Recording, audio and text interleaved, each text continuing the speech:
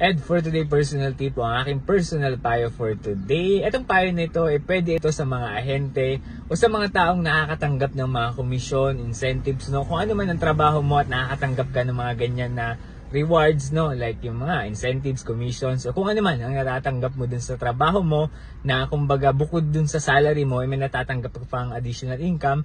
Itong payo na to sana pakinggan mo, no? Kung sakali man nakaka-receive ka ng commission, incentives, o kung ano man ang tawag dyan, no?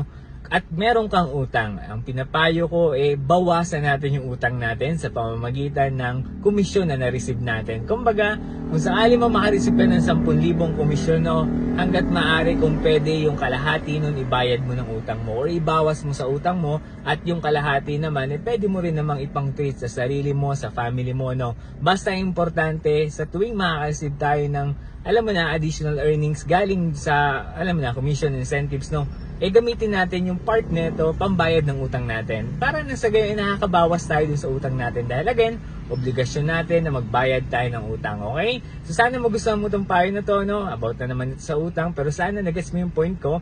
At sana maintindihan mo kung bakit ina-encourage kita na magbayad tayo ng utang. Okay? Yun na yung personal payo ko ngayong araw. Kung nagustuhan mo, baka pwede pakilike and share. Pwede mo rin pala akong follow sa TikTok. At pwede ka rin mag-subscribe sa YouTube account ko na Ed for Today. Yun lamang. Salamat.